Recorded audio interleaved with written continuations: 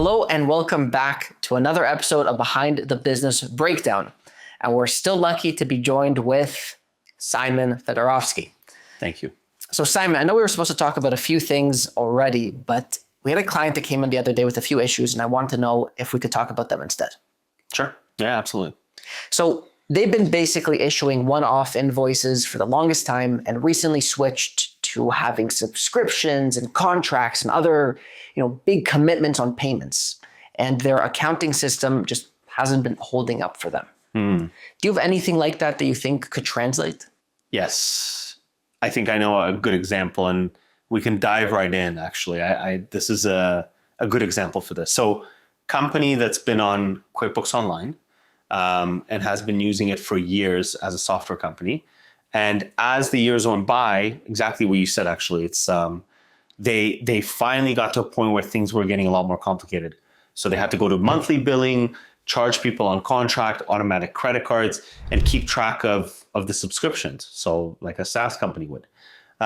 In this particular case, the business owner outgrew the system, which is pretty common nowadays, especially when you get to a certain point in your business. So that's a really, really good example. And then they needed to upgrade to new software. Yeah. Okay. And then what did that upgrade look like?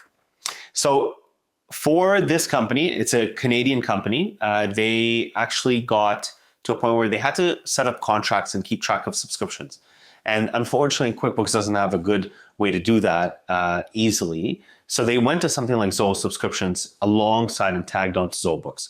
For the business owner, the main concern was, hey, can I save time? Because they were spending days every month trying to make sure that from their database, they were building the right invoices to bill clients every single month. So that was extremely tasking. Like I think he was spending 8 to 10 hours a month just on billing, which is insane for a business owner. And what was he doing in that 8 to 10 hours? Just trying to manage it? Yeah, comparing the data, right? So understanding, hey, customer A needs to be billed for 39 units instead of 30 for the previous month. So manual uploads or batch uploads, and doing that causes a lot of problems because you can miss on revenue that's not being billed properly. And customers, they'll take that in any day, right? If they can pay less on a monthly basis, they'll take that right to the bank. And then the other side of it was just time. A business owner's time is extremely valuable. So anything that can help support that is of the essence. So after you've explained that, and after you've already implemented the solution, what was the end result? We ended up saving the client about 8 hours entirely every single month. And 8 hours at the rate that they are really valued at is extremely, extremely high. So the return was high. The process was very straightforward. We implemented a new system. In this case, it was Zoho Books with a subscription add-on or billing add-on. And so we had those two working together. All the subscriptions are kept, in sync on their own. They're tracked. They have notifications. Everything is organized, and there's no more missed payments. Yeah. So it's nice and clean. And in that case, is that a common issue that you found that businesses manage to outgrow their accounting systems? I would say it depends, because some companies are able to grow within QuickBooks or FreshBooks or zero until they're in the millions and there are no problems at all. I think it really depends on the business that you're in. So specifically, what industry are you in? What are the limitations? Are you in manufacturing? Like that's another really good example, right? So companies who are in manufacturing or inventory management or e-commerce, right? Businesses that are in a specific industry where at some point you have to start plugging into Amazon, into eBay, into a Shopify account, plugging into an EDI source. Like all these things are a lot more high level. And once you get to that stage, then you're really looking at enterprise and anything that can actually successfully implement what you need. So would you say there's ever a dollar figure that would cause someone to outgrow their system? Not particularly, no. I would say anything above, let's say, $1 million, when you get to that stage, you should start thinking if the software makes sense to just continue and use. We have companies that are in the 100 millions that still use QuickBooks Online successfully. We have companies that are using QuickBooks Desktop successfully. Is that the right move? Depends. I think that really is a case-by-case scenario. And that's why having a discussion and looking into if it's something that you should do is definitely the case. Would you say there's ever a accounting system that is in one size fits all? If you have money, then yes.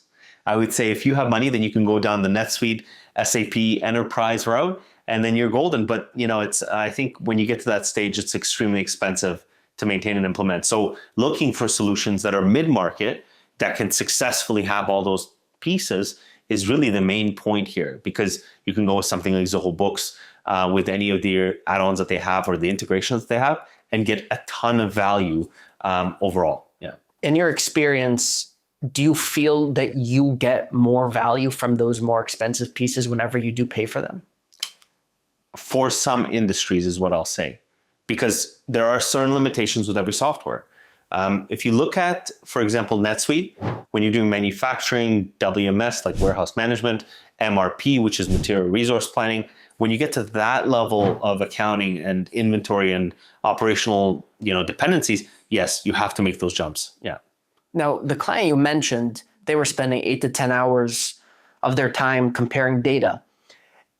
Are there any signs that a business owner can see in their own business that they may be outgrowing their accounting software? Yes. If you're spending way too much time in your accounting system, there has to be something that has to be done. That's a definitive answer. If you are spending a lot of time doing some mundane task that's administrative in its nature, then you need to investigate that and look into why you're doing it. Are you really the best resource for that? Or can a system do that better? Whether that's some sort of an advancement in technology and accounting mixed with AI, it's really up to you. But I think just sitting there and doing those kinds of tasks and having those risks for mistakes and lots of money lost is a big mistake. Now, from the very beginning, if we can go even before someone makes the quote unquote mistake, would you recommend someone researches the strengths of each accounting tool when they first get started with it? Yes. I think a really important tool and knowledge base is going to be online forums, videos like these, understanding what software is really best for you, and then reaching out and doing your research. So, reaching out to a Zoho partner, reaching out to a NetSuite partner, reaching out to a Xero partner, whatever that might be, to research if that accounting and operational system is really for you.